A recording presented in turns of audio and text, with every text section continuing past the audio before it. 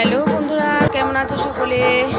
তো তোমাদের সামনে আবারও নিয়ে আসলাম আমার আনন্দঘন কিছু মুহূর্ত তোমাদের সাথে শেয়ার করার জন্য। দেখো, এখানে কিন্তু বাসন্তী পুজোতে আমি কালকে চলে গিয়েছিলাম, আর সেই পুজোরই কিছু দৃশ্য তোমাদের সাথে শেয়ার করতে চলে আসলাম। মা বাসন্তীর কৃপা যেন সকলের উপর থাকে সেই কামনাই করব।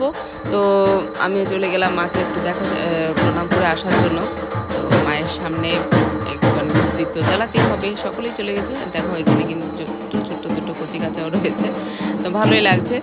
ছোটদের আনন্দটাই সত্যি অনেকটা বেশি, তাই না? আমাদের বড়দের তো মানে আমরা যাচ্ছি ঠিক আছে, কিন্তু আসলে ছোটদের জন্যই কিন্তু এই পুজো বাজরাতে যাওয়া, আনন্দ করা, ওদের কারণেও কিন্তু আমরা কিছুটা আনন্দ করে থাকি, তাই না? তো এই পুজোটা আমি এই ভিডিওর মাধ্যমে একটাই তোমাদের কাছে জানতে চেয়েছি, মানে আমার ঠিক জানা নেই। এই পুজোটা অনেকটাই বিতর্কের একটা বিষয় আমার কাছে। কেমন, অনেকে বলছে যে এটা রাবণ পুজোটা করেছিল, অনেকে বলছে রাম পুজোটা করেছিল, যেহেতু রামনবমী বলা হয়।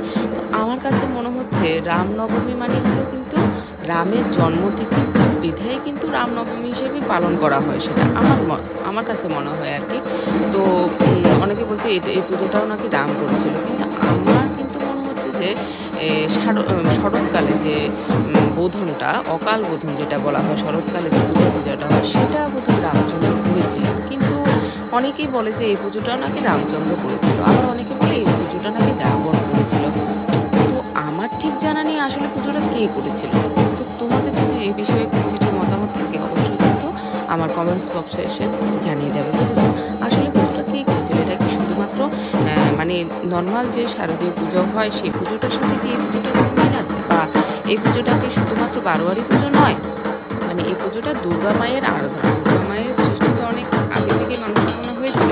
দুর্গা মায়ের আরাধনা করার জন্য কি এই পুজোটা হচ্ছে না? আর অকাল বোধনটা কি শুধুমাত্র রামচন্দ্রই করেছিলেন, এটাই কি ঠিক নয়?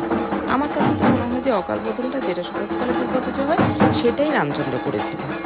আর এই পুজোটা মনে হয় মানে আমাদের যে আমরা দুর্গা পূজা করি, আমরা হিন্দু শাস্ত্র অনুসারে যে দুর্গার পূজা করা হয়, সেই দুর্গা দেবীর পূজাই বসন্তকালে হয় বলে এটাকে বাসন্তী পুজো বলা হয়, তাই না? তো এই বিষয়টাই কিন্তু আজও আমি ক্লিয়ার নই। অনেকের সাথে এই বিষয় নিয়ে আমার অনেক তর্ক বিতর্ক হয়ে গেছিলো। মানে ওরকমভাবে ঝগড়াঝাটি কিছু না, মানে জাস্ট আমি বলছিলাম যে না, এই পুজোটা হলো বারোয়ারি পুজোর মতো, বারোয়ারি দুর্গা পুজোর মতো, যেটা সেটা একটা নর্মাল আমাদের সনাতন ধর্মের মধ্যে থাকে, সেই পুজোটাই এটা।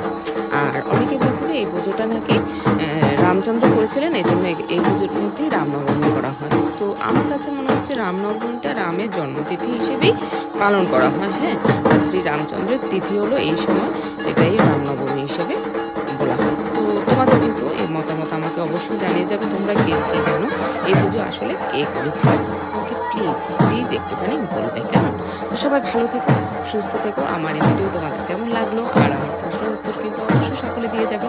ধন্যবাদ সবাইকে।